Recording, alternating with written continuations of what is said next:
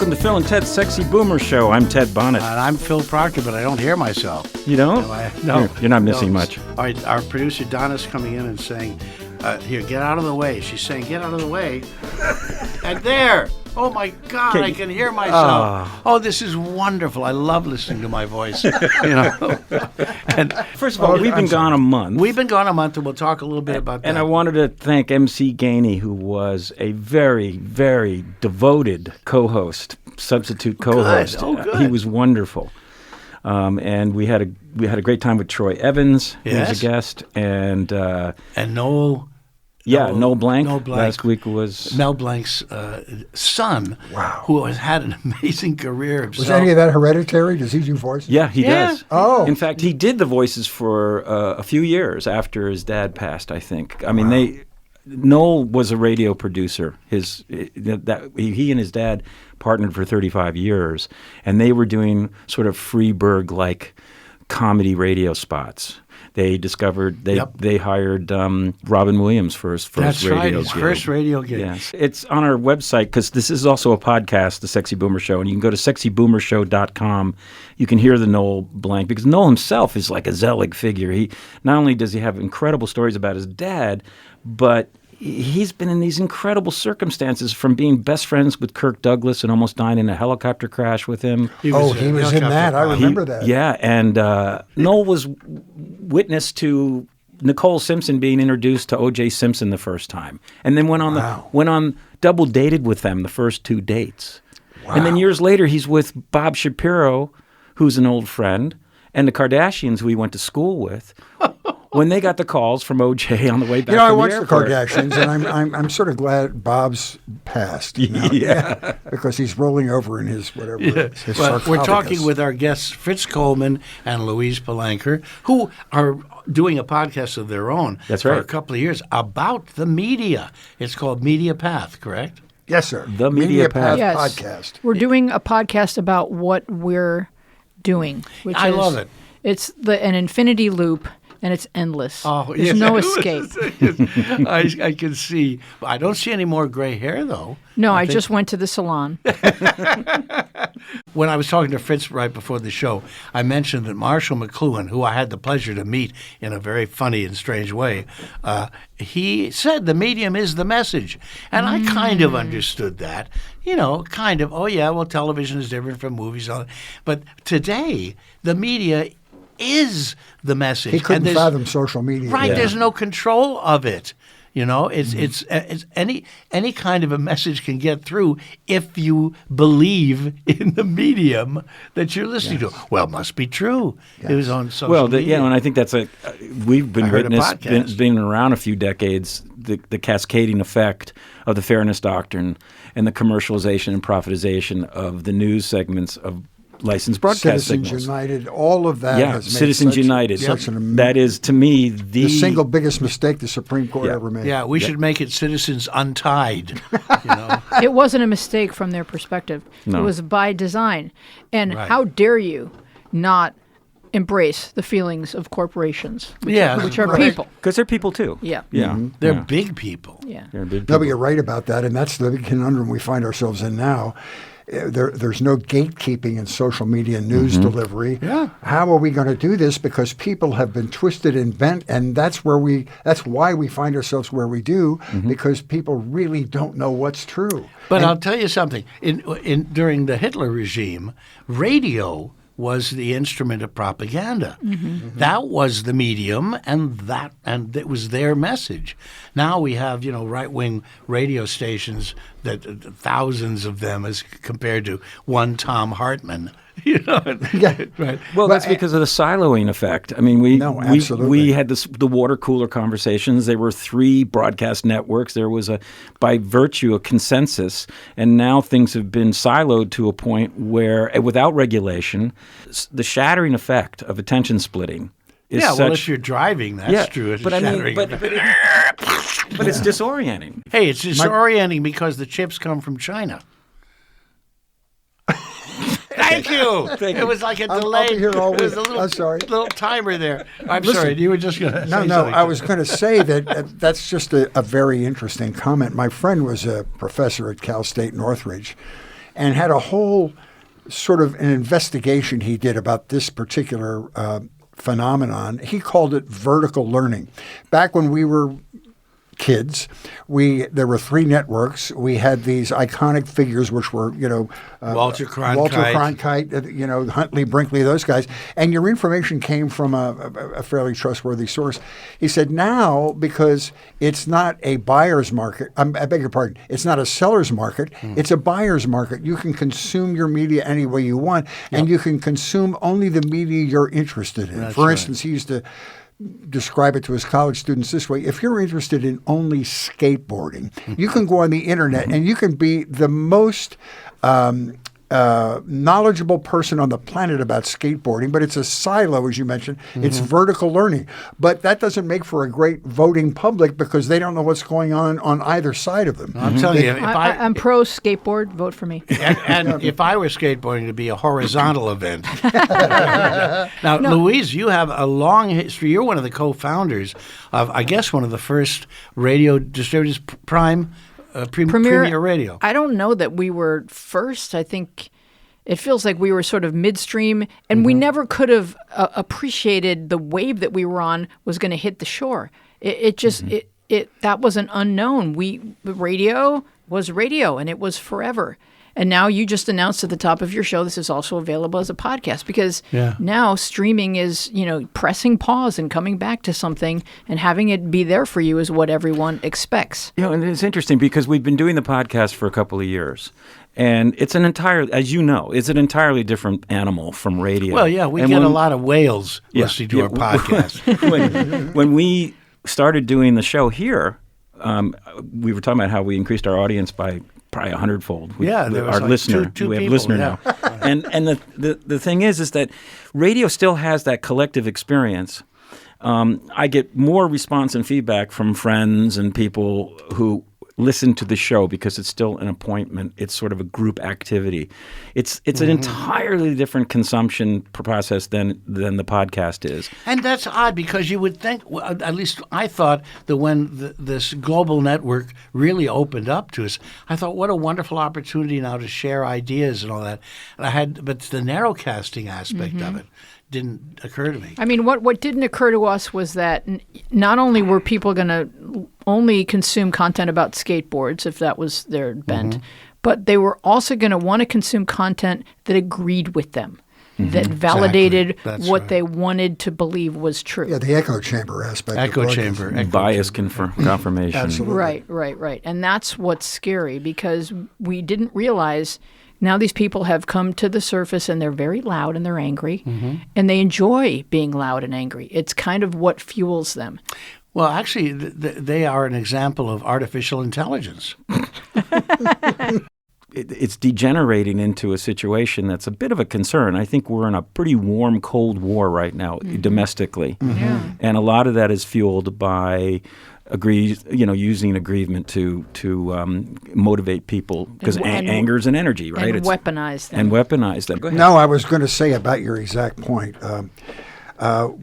The thing we have to figure out is where we put the First Amendment aside and then protect the health and welfare of citizens of the United States. What is free speech? Yeah, what is free speech? I mean, when it becomes destructive, then it's yelling fire in a crowded place. Yeah. But I think the only thing that gives what they call legacy media, or all the typical channels and networks and papers, is credibility, is that over time people understand that that's where truth is coming from. It's just mind-blowing to me that the previous administration, all the stuff they predicted and all the stuff they blabbed about, none of it came true. So how do these digital networks still have credibility? It just kills me. It's amazing that Trump that guy.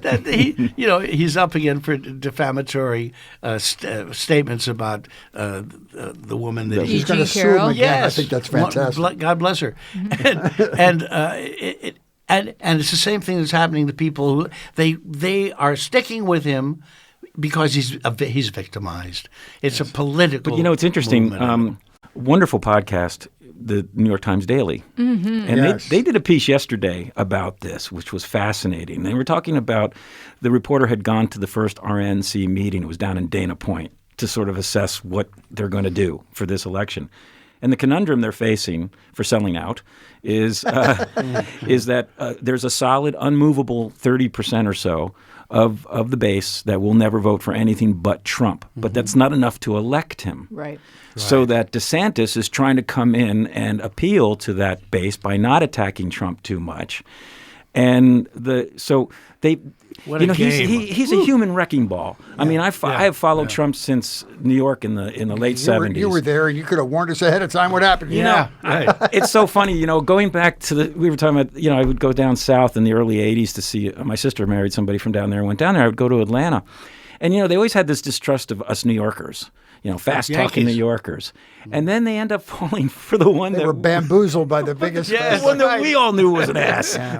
So you've been doing your show for 2 years now. Is that about right? I'm not good at math, Phil, but we just did episode 300 and no. Oh my! Wait, what was 137? Wow. I knew there was a 3 in it. See, Phil, I warned you.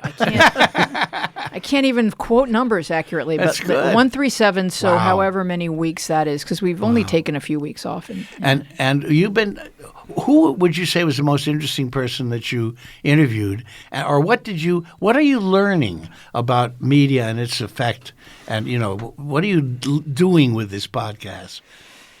We are learning that, you can really embrace your passions from your childhood. All that is now findable. TV shows that where your parents were, you took you somewhere and you missed Flipper. You can find Flipper. He's there. So all the stuff that you thought was just like a vapor, drifting away, and you couldn't, you didn't have enough money to buy that record. That's right. And you don't even remember how it goes. Now you could type in like 3 words from a song. Yep. And Google will show you the song, and then Spotify will play you the song. So we love just finding those things that really, really touched our hearts as kids. And then we love introducing folks to new content that they can enjoy. So we start the show by recommending things. We don't review. We just recommend the things we love. And then we have guests on, and we talk to them about their media path, not only what they're consuming, but what they're creating. I think on our wall of fame, it would be Adam Schiff, one of the brightest politicians. His book was so good. Yeah, a hero. Yes, and so dense, and he's got to become senator. I hope he will. But I agree. But and Henry Winkler. Oh, who may be singly the most lovely human being in show business. We had the pleasure of producing a pilot with him for Comedy Central. And the honor was to walk around various places with him and see the planet react to Henry Winkler. Here we go into ICM or one of these places, and the seas would part. And it's the Fonz, and they give him a round of applause, and everybody asked for an autograph, or everybody asked for a selfie, and he was patient with every single person and looked them in the eye and asked them about themselves. It's something that always has appealed to me in my peripheral role in show business, being a local weatherman, which is slightly below dinner theater in the hierarchy. But I love people who are immensely talented but comfortable in their own skin. Henry is a great example of that. Wouldn't you say that he's probably one of the best guests we've had? Oh yes, he's just extremely warm, and he's very interested. He's very active, and he loves knowing what's going on, and he loves participating. So Henry on Twitter, you guys should follow Henry on Twitter. It's almost as good as following Cher. Are you guys following Cher? Oh yeah, it's relentlessly entertaining. Cher, there is not an emoji that Cher hasn't become comfortable with. I think she's just playing emoji roulette. She just taps one. And, I've been following Henry on Barry. Yeah. God. What I mean, Actor, and that performance has more impact when you know that he is so far the opposite of that character. Although his empathy in the character comes out. No, that's the only way people get behind. Well, it. here's a topper. In Italy, they have a snack called Fonzies. Really? Yes, Wow. and it says in Italian on the front, if you don't lick your fingers, you're not getting the full pleasure. I love that. And they're great. They're like little corn twisty. You know who would things. love that is DeSantis, because he likes to enjoy pudding with his fingers. That's right. Upon occasion, it's been rumored. Fritz, you mentioned that you were a weatherman. And that's how, of course, I first got to know you. And you were delightful in doing it. How did you find your way into that? Now, David Letterman, remember, was also in Exactly Indianapolis. the He same was a way. weatherman. I will tell you, and I say up front as my great disclaimer, real meteorologists hate this story. But I was a comic at the Comedy Store, and I was working in 1982, and my friend that worked at NBC at the time said, I'm coming down to see your show on Friday night. I'm bringing my boss and his wife. So he came down there. And I had a short anecdote in the midst of my show. Because I had started my broadcasting career in Armed Forces Radio when I was in the Navy for 4 years. And I was on a ship, and I did radio shows and TV shows. And I did weather. And the Navy didn't seem to care that I didn't know anything about weather. They just forced me to do it. As long as my shoes were shined and I was reasonably respectful to the anchor people, they didn't care. You had a meteorologist who was telling you what was going to happen. No, I would rip the stuff from the AP copy I love it. and say, okay, how is it in the Central Atlantic right now? And I would read this to the sailors. Personal. Really. And so after my show was over at the Comedy Store on this Friday night, I went backstage to meet these people, and this man said, I have a question to ask you. It's a little off the wall, but do you have any desire to come to Channel 4 and do some vacation relief weathercasting for me? I have a main guy who hasn't had a vacation in a year. I need help on the weekends. Would you have any desire in doing that? And I was making $35 a set at the Comedy Store. I said, when do you want me to start? I made $35 a week doing an off-Broadway show in 1963 or something like that. Yes. Imagine that. Yes. $35. And you were farther up the food chain in fame than I certainly was, but I was climbing. I was starting to climb. But then I said, yes, I mean, I would love to do that. What do I have to do? He said, well, you have to audition. And I said, I think I explained on stage, I don't know anything about weather. And the boss said, this will be perfect. There's no weather in California. This will work out great. Weather or So not. this is true. It's a true story. So I got my job from doing Stand-up. it from the Comedy Store, and over the arc of time, I retired 2 weeks shy of my 40th anniversary there. Wow. But over the arc of time, now there's climate change and people are taking weather really serious. And so I couldn't even get the job. Everybody has to have the AMS seal now, that American Meteorological Society thing. That means that you have a degree in meteorology or atmospheric sciences. I couldn't pass that test. And try booking them. The person that's always quoted in the papers at UCLA, the weather. I know they have Can't get them. You know, they're so inundated with media requests. No, it's a big deal now. It's a big deal. And for any disbelievers now, you better pull your head out of wherever it is, because it's here. So it's true that you were a weather forecaster on a major market. Two major markets, San Diego too, right? Yeah. Yes, we did San Diego for a while too. Because they always said that. It's like back east, you'd hear about that. Well, there's no weather in LA. What does a weather forecaster do? And there is weather in LA, though. That's just a broad statement So did by you people learn who are vacationing here for a brief period of time. Yes, I learned over time from on-the-job training that there are 4 or 5 recurrent weather patterns in Southern California. The main one between April and November is morning clouds and fog, hazy afternoon sun, high in the low 70s. What was the question? But as a comedian, my function was greater than being a weatherman. I considered myself the palate cleanser between the tragedy and the sports. Very good. Somebody needed a tire squealing Amuse-bouche. Yep. But that role's completely gone now. Now they're not playing around, I had read years ago that local news, television news, was always having to appeal to every demographic. Yes. And the weather forecaster. Why they call it broadcasting. Yes. And the weather forecasting segment was a prime opportunity to hire somebody that would appeal to older ladies who didn't like the violence. So they would always try to hire a young-looking, like a nice boy. A nice boy. That's our Fritzy. I'm the quintessential It's nice Fritz.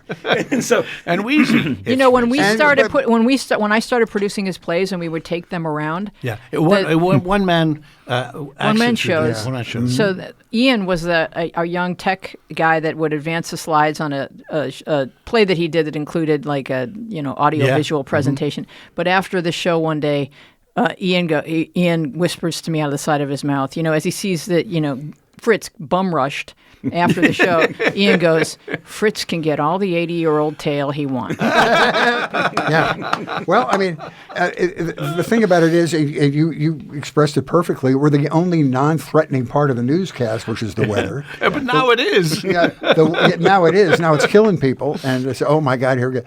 But it was this recurring character, and the local media is very interesting. Because you become part of the continuity of people's lives.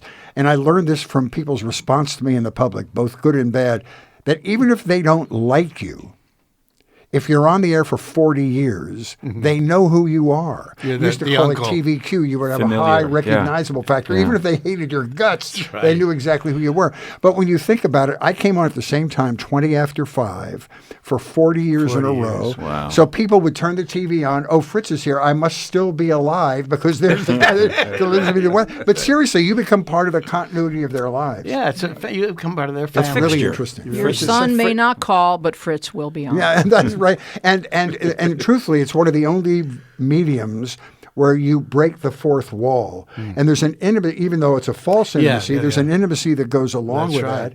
And so you really connect to people. And then you have an 85-year-old woman that will come up to me in Vaughn's at 10 o'clock at night and say, listen to me, I watched you all the time you've been on the air, and I love you. You're a part of my family. And don't ever wear that tie you wore last week. It's very unflattering All to right, your eye Mother. color. They have a proprietary interest in you. It's Did you know unbelievable. that Fritz's mother was the first woman in her county to invest in a satellite dish so that she could make sure her son was okay? Oh, She that's watched in me Florida. you know.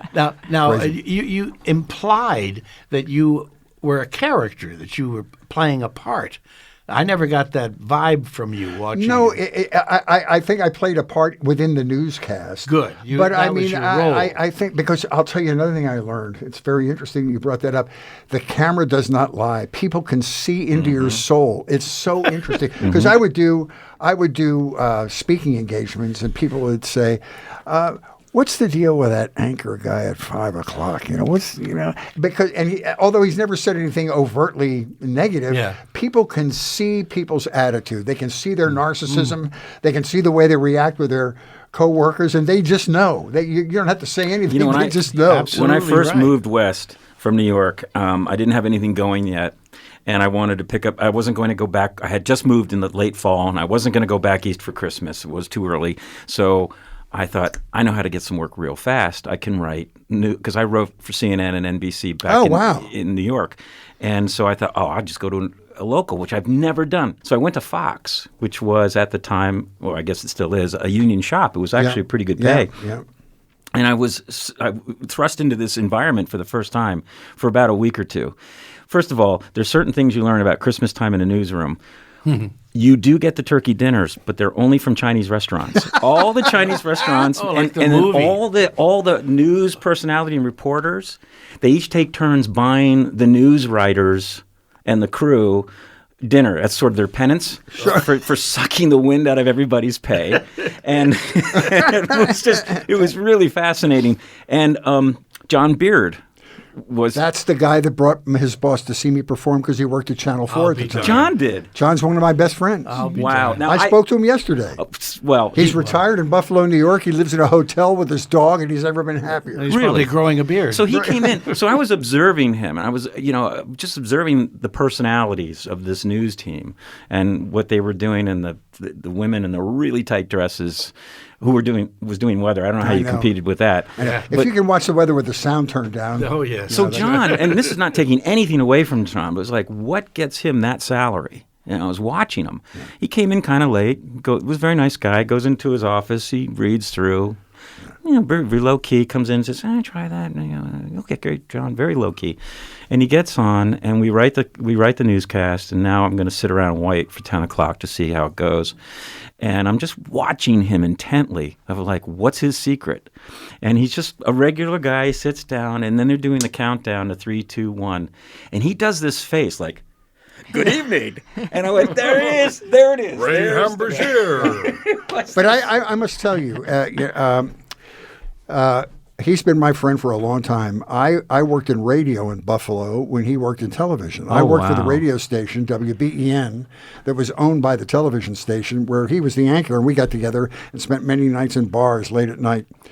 And he is one of the few people who is exactly the same personality-wise, not delivery-wise, off the air as he is on. One of the funniest, warmest people, and people loved him. And not a workaholic. You know, No. he'd come in at 5 minutes before the Right. show, and That's kind of what I picked up on. Yeah. And I was like, it's all his Technique. His technique. no, it really is. He was a great television communicator. And those days are drifting away, too. Oh, the they are, the aren't importance they? of the main anchor person Yeah. is drifting down that Oh, because yeah. of cable news. But it must have been an interesting sort of a complex feeling for you. I know it was for him. Because Fox was just doing a local newscast. They didn't have the political bent that the network had. That's right. But people would paint them with the right-wing aura that they thought was, and he said it was a tough thing. It's separate entities. They Yeah, really absolutely. are. The prime And- time is entertainment. We ran into the same thing at NBC because MSNBC is the left version of, Yeah. and so people would go around, it's all left wing crap in the public. I said, not us. No. We're doing drive-bys. What are you? We're doing freeway chases. How could that be politically bent? That's right. I, anecdotally, but I find that Fox News affiliates and even smaller markets usually have a much better operation than the Yeah. others, and they are completely separate. They are a news gathering operation. They don't have a political axe to grind. They're just local news. It's a right. whole different set of circumstances. But they did come over to me at one point and said, Ted, I'm so sorry to ask you to write this, but it's like day-old news, but it's good. And it was bloody. It was bleed it leads, right? So it was Right. it was accident footage. But it was the telegenics of the story. It didn't matter that it was old news. No. Now, people would say to me, why is it important to show a fire at an apartment building in Chicago to a Los Angeles audience? And I said, because it's a visual medium. It's whatever raises the emotions of the person viewing. And if you see a fire where people are jumping out the window, they don't care if it's in Chicago or San Francisco. That's right. It still has an emotional reaction. And that's that's an interesting point. I have a lifelong consumer of nightly news. I read papers primarily, but I want to see the visuals to organically sort of connect with the story. And so I have, my dad, it's just a hit, my dad's gone now, but we kind of grew up watching NBC News, and we always liked Lester Holt. We always liked Lester Holt. Good guy. So I'm watching Lester Holt, and I got to say, in the last year or so, they have really softened their edge, and it's pandering, and it's emotional, and they run. Literally, NBC Nightly News runs the same footage, sometimes 2-3 newscasts in a row. Wow. And their whole A block, which is usually the first 4 minutes, the other day was devoted to the chase of the Royals in New York, which was the New York City Police said was a non-story. They did a full 5 minutes because they wanted to connect it to the horrors of Princess Diana's death. I don't watch network news. I watch MSNBC. So I know Lester Holt exists, but I don't watch his show because it doesn't seem necessary after I've watched like a couple of blocks of Nicole Wallace and Because they're dealing with the same news. Yeah. Pretty much. And as we said at the beginning, the iconic tentpole guy is not important for the newscast anymore. I mean, that was because in the Cronkite era, that newscast was an amalgam of everything you needed to know in the of the day. You had no other resource to go to other than the newspapers, so you could learn a little about politics, a little about international affairs, a little about something interesting locally that happened. Now, if you're interested in politics, you go to one of the cable networks. right. So they're looking for a viewer who isn't me. So I'm Yes. not sure what they're after, but they're after someone who is not as invested in the news. Well, as you know as what I I do now? I listen to CNN and MSNBC on my smartphone. Yes, absolutely. Just listening No, I do the to same the thing. Have the app on there. And they have wonderful descriptions of the stuff that they're showing. And I'm doing the old radio, see it in my own imagination. I don't have to really watch the Ukraine war footage to know what's happening. Now, I want to mention one thing. Both of you have a connection to Buffalo. Yes. Were you born in Buffalo, Louise? Born and raised. Born and raised in Right. Buffalo. I'm so Is sorry. that worked why there you're here for in 4 years. California? I'm so I sorry. am, as Fritz would describe in one of his many wonderful shows, I'm here to let my toes thaw. Yes. Wow. That's still the way up there. I worked there for 4 years. Yeah, you were I a worked radio at personality. ABC in Buffalo, and that's where You're from Pittsburgh. Philadelphia. Wikipedia. Philly. Oh, Philly. Insists on Wikipedia. keeping. I have a connection with that. The Amish side of my family. Oh, listen, is from there. Lancaster County, Pennsylvania. Oh yeah, Easton. Yeah. And Reading and Easton. I'm a Yoder on my mother's side, Oh my gosh. and Yoder is like That's you know, everybody who's you're a Amish, Yoder. You know? Amish is named Yoder. Yoder. That's right. You don't have to change your name when you get married. So the towels, you can keep them embroidered. Right with the big Yeah. Y. It's a beautiful part of the United States. Yes, it is. It is a beautiful part. So I don't know what I was saying. What was I saying? We were talking I about- worked in Buffalo. And so in Buffalo, my first job doing weather was filling in for the main weather guy at noon. And and their shtick was the weather outside. And every day, 365 days a year, regardless of what typhoon, what nor'easter was blowing across Buffalo, you stood in that. They would open the garage doors during the commercial preceding weather. They would wheel the green screen out there, anchor it down with sandbags so it didn't blow away. And then I'm standing out there with an Alaskan parka, and all you could see was my mouth moving. And every day we had to do the weather. He was like the parakeet, because it's like, if this guy can survive, we can go out there. Yeah, the canary. The canary. Yeah. The parakeet. Yeah, the canary. He Sorry. is no, because So I feel like I paid talk. my karmic debt back there so I could be a weatherman out here, not having any weather. Well, so I'm a little confused on the timeline. So when you were doing stand-up out here and got asked to do stand-up, you had already done weather. I had, but it was really, I didn't even describe to them that I had that. Did they know that? Because I was really bad, and I did it like 6 times for the new guy at the ABC station, WK. Oh, so they didn't know.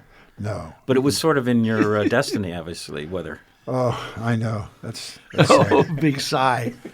But I mean, I love the origin story because I always describe it as the greatest show business accident that occurred since Rita Hayworth was discovered at Schwab's Pharmacy. Was that who was discovered at or Lana Turner was discovered at Schwab's? That's Wow. right. I mean, that is you did have Unbelievable. you had the And perfect the gig. older I get, the more I understand I was the beneficiary of insane amounts of good luck. Yeah. Yeah. Now, since you were doing this for such a long time, the media was changing, wasn't it? The medium, I should say. Though, because I remember watching in New York a guy who had little magnets. that he put on. Or the guy that could write backwards with a grease pencil. Yeah. Oh. Yeah. And so Stormfield and Frankfield. So and all you those had to things. keep up with the changing media. What was that like? Yes. Well, the presentation has improved greatly over time. Yes. The accuracy has not necessarily improved over time. Good Now we point. have all kinds of great electronic things to keep you. It's like a misdirection. As long as you see Satellite the pictures. glowing red line, Dazzling. Oh, yeah. everything must be good, but still it's only 85% accurate. Yeah, look at those yellow marks. Oh, that's heavy rain. I'm glad I'm not living there. Yeah. But yeah, I actually imagined that as a writer. I once wrote a piece about a weatherman and how suddenly you could get pictures from satellites. This is way back. It's like Fireside Theater doing kind of a predictive The best. thing, you know? The best. Oh, thank Phil. you. Thank you Yeah, very no, much. they were so great and experimental and free form and Yeah, I That's know. why it's cool to get to talk when to I you. met you after one of your shows, that was what we talked about. You know, and Lord have how mercy. lucky we both were. Jamie Allcroft, a good friend of both of ours. Oh yeah, and I love Jamie. love And Jamie. I'm sorry. No, just that I love him. Well, but here's for those who don't know Jamie, he was a popular comedian with a fellow named Mac Dryden. Mac Dryden. and it was Mac and Jamie. And they had a television show on CBS and all this stuff. But he had a bad heart condition. And about, I guess it's maybe almost 4 years ago now, he had a heart and liver transplant. And he's with it's us a miracle. now. It's a miracle. And the Yeah. miracle of it was he was actually over the age. Yes. There's That's a window. right. You're right. He was over And, the age. They and made an not exception. a lovelier guy. I said, this is the karma wheel spinning Yeah. gently for Jamie. He was. Yeah, Jamie's, of course, been on our show. And actually, we did a Boomers thing, which you can Two see. boomers on a bench. Two boomers Come on a on, bench. man, that was hysterical. Thank you. And when you look at it, I mean, it's still timely. Oh, of course it is. You know, yeah. and You that's- probably could have expanded that a little bit. You Yeah, might have been yeah. a little early to draw people's attention. People are think used so. to watching shows on the internet now. You probably could reintroduce that. And Yeah, you're right. And one of the mistakes that we made, a media consultant told us, friend, was be on as many platforms as you can. Now, how do they reach your show? Give us well, a first link. of all, tell us about your show and how did you guys get together to do this and when? We've been friends for, I don't know how many years, but 35. maybe 35 years. Did you meet through his stand-up? Or I went to see a play that he was doing, his first play. Oh. A friend took me to see his play, and it was such a small theater that you could actually engage in a conversation with him during the play. So I thought this would make a great. It was a Father's Day. It was a father's sort of play. He was leaving a time capsule message for his boys that they could watch when they were old enough, so that they could learn more about him and the background of their family, etc. So I said, "How about a Father's Day special on NBC?" And we just started talking, and we hit it off, and we've been friends. I started teaching his kids drums and guitar, and That's right. You play the drums, don't you? yeah. Yeah, and you've got a set up in your home where your studio is, where I had the pleasure of doing. I think I did 2 shows with you. Oh yeah, Yeah. You did my previous podcast, Things I Found Online, with Jamie Alcroft, Yeah. and Danny Mann. Yeah. Danny. 2 of the funniest men in the world. Funny people. We did. I think our very first show was with Jamie and Danny, And wasn't Danny, it? yes, it was. At Shay J. Yeah. Our bright idea. It was his smart idea. It was a charming idea to do a conversational podcast from a restaurant that had a great famous A real story lunch. behind it. Down It was in a table Santa 10. Monica. Are you familiar with Shay? I am not. Shay J is one of the last old joints in Santa Monica, and it's right by the pier on Ocean Avenue.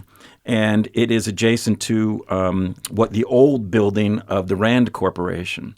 So there is one, and this is a place where Steve McQueen and all the guys would hang out there because John Fitzgerald meeting with Marilyn Monroe. Yeah, because there were no paparazzi allowed. Jay, who ran the place, was very cool about that. So guys could come in there, Robert Mitchum, they would all hang out there. Yeah, in this little room. And there's a booth in the back called Table 10, and it has curtains around it, and it's where Warren Beatty cast shampoo, and it was where Henry Kissinger would dine when he was at the Rand Corporation. It's allegedly where the Pentagon Papers were handed over. It's also where Marilyn Monroe hid out until she got the call to go down to Peter Lawford's place on the beach to hook up with the president.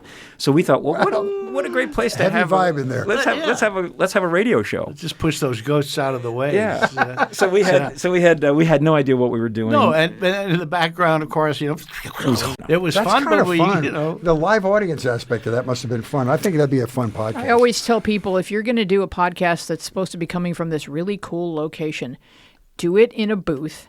Yeah. And add the sound afterwards. So smart. Yes. That's it. You just cannot control how That's right. annoying a fork hitting a plate is going to sound. You can't get it out of the mix. Nobody had time to eat.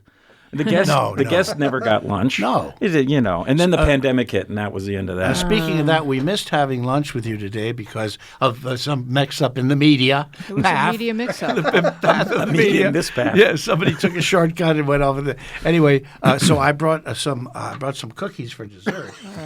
All right. And he's got them in his They're coat going to pocket. be good. He's These are pulled them out of his absolutely pocket. They're contraband. so They look like they're gluten-free. isn't you. everything? But anyway, So, Louise, it's a Actually, little they look like dessert. communion wafers. Here's the wine. You have such a remarkable career in radio. Yes. Being a co-founder of Premiere, which is still, under the iHeart umbrella, It is. the largest producer of radio programming in the country, according to the website, at least. I don't think they're making that up. Yeah. I wouldn't think they are either. I think that you can believe that. That sounds accurate. So, What does it feel like? well, we talked about that, but what is your take now doing the podcast?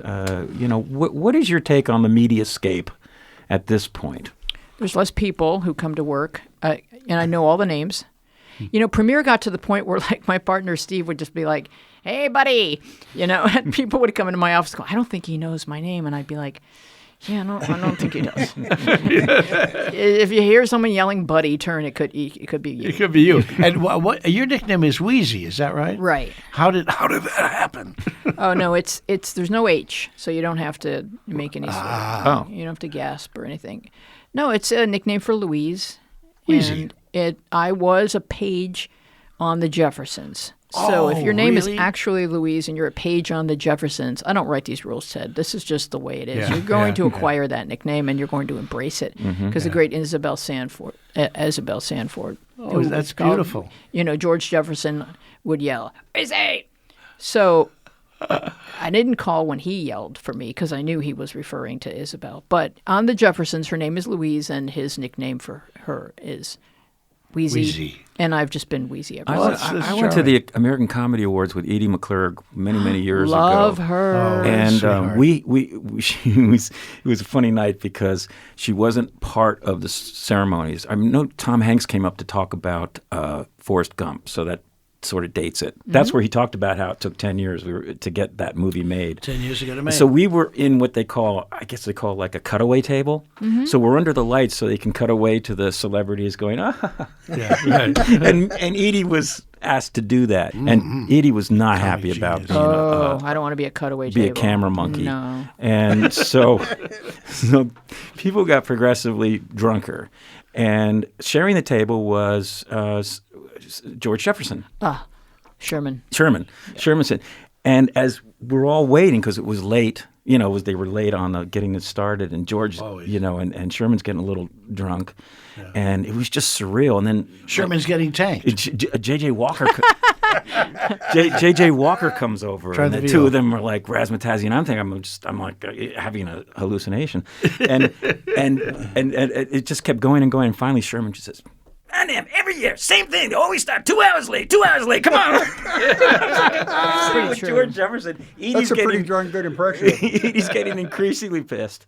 No, Sherman was actually a very shy man, and I do not know. That's the most jumping into character. That was the biggest transition I've ever witnessed as a Really? page, because I did all the Norman Lear sitcoms the year that I was a page. We did how exciting. Facts of Life, Different Strokes, One Day at a Time. Well, then did I meet you? I did Your Insurance is Canceled.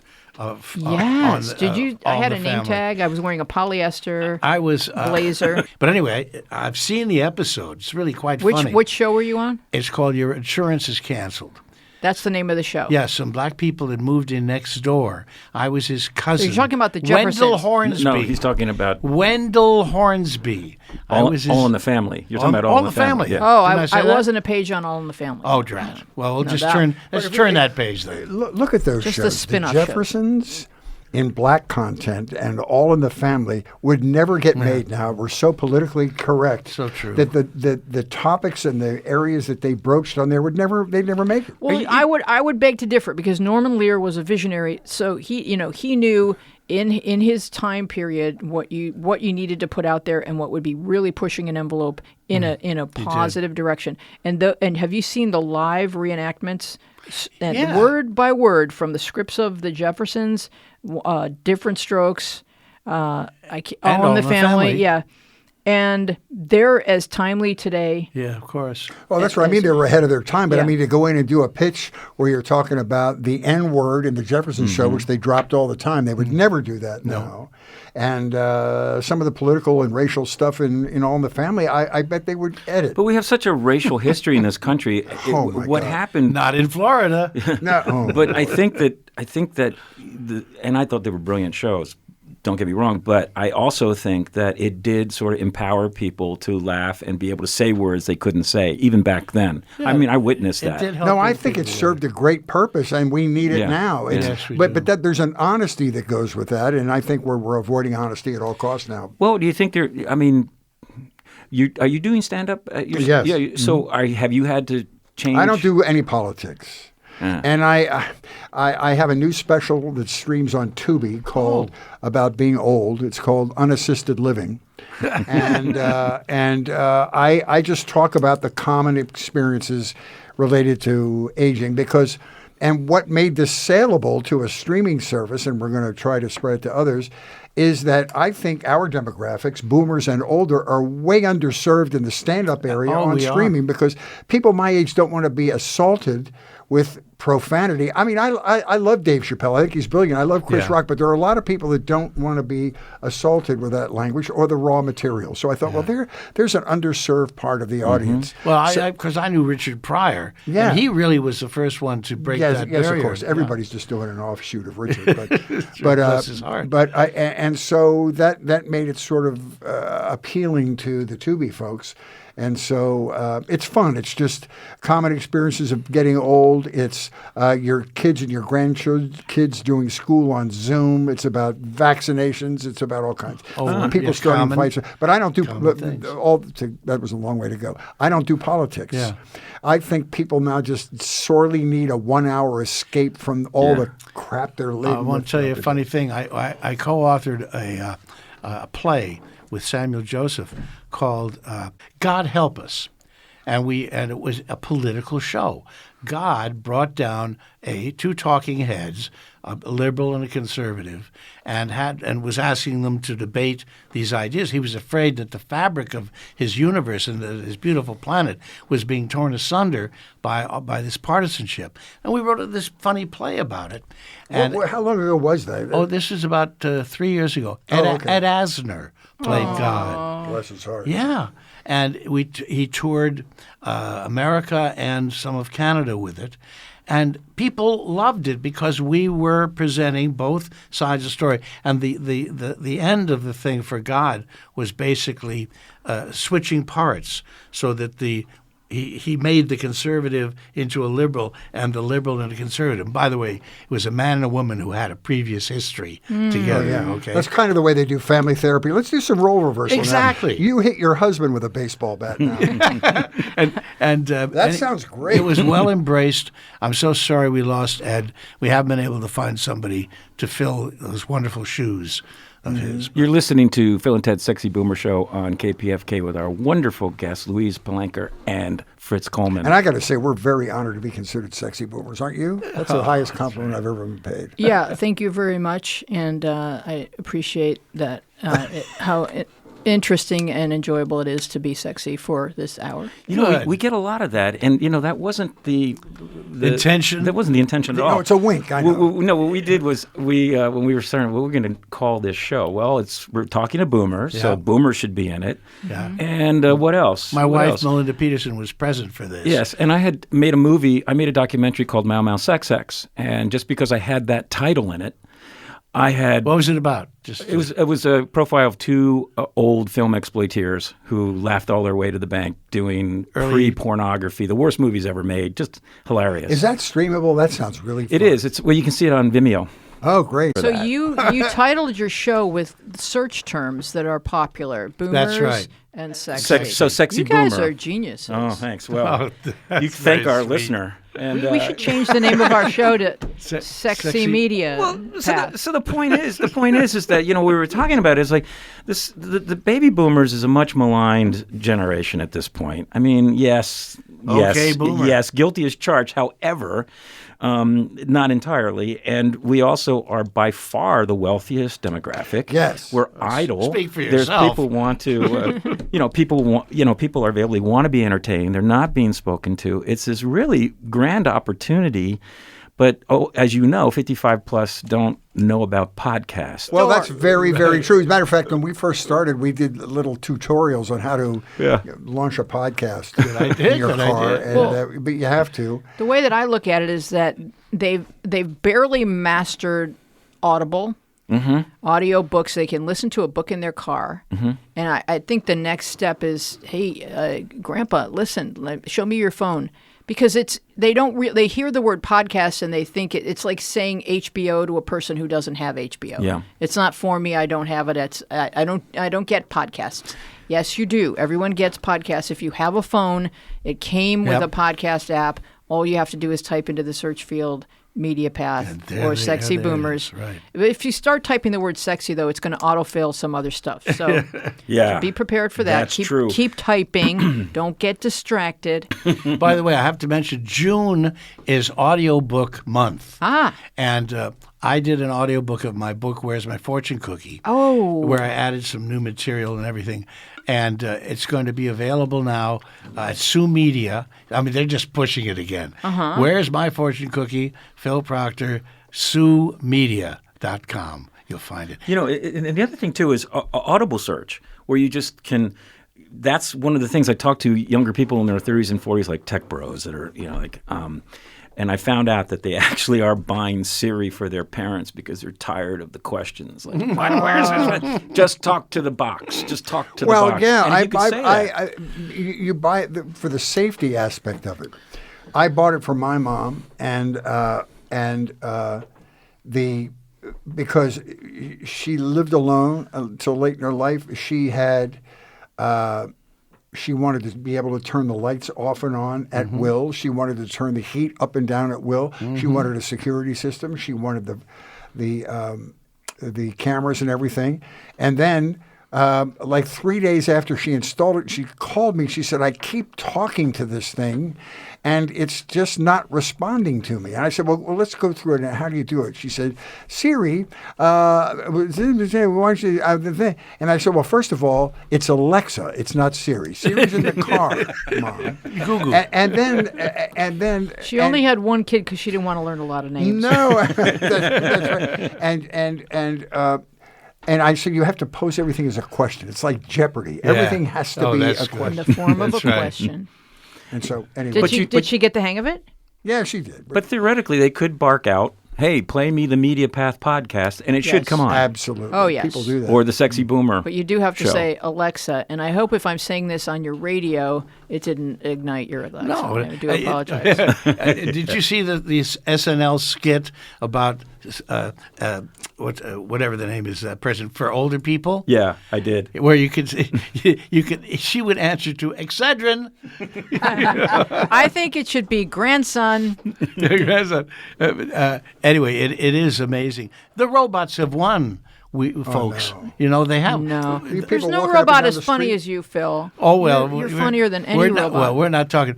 Artificial intelligence cannot write a joke. No, that's you took the words right out of my Yeah. mouth. I said, I think the last entertainment medium that won't be faked Is ours. is humor. Humor. And, because it's about attitude and I don't know. I put out a thing called Planet Proctor. I don't know. Are you on my Yes. list? And Fritz, I'll send it to you I will too. I'll get on it. And Planet Proctor, the last issue, I published one article in the thing that was written by artificial intelligence that Ted gave me, and nobody gets. Very few it's people. mind guessed it. blowing how it is. But humor is a different thing. Yeah. Humor is an alchemy that I don't know that Yeah. we'll ever be able to. I hope not anyway. I hope not. Well, it was That's interesting. I used the free ChatGPT program to find out, Oh yeah, this is to ask, who's Phil Proctor and who's Ted Bonnet, and they both completely got it wrong. So then I upgraded to the $20 a month ChatGPT 4, and both responses. Oh, you want facts? Yeah. That'll be more. That'll Yeah. cost you more And money. both responses were, "We don't have any information on these people." Wow. Maybe if you have a Wikipedia page, though, it would. Phil, you should have a Wikipedia page. You don't? the answer to that is yes. There's a Wikipedia thing on me, and I don't know if they. On Ted. No, On I've Ted. hit out. Well, we're out of time. Can you believe it? Oh, wait a second. I have more things to say. I Uh-oh. wanted to be sexier. Oh, well, you come back. Less is more on the sexy thing. So, Leave them guessing. Where can our listener find you? So we're on YouTube, and so there's a video version of everything. So if the guest is talking about someone like, what does this person Yeah. look like? Just watch the video.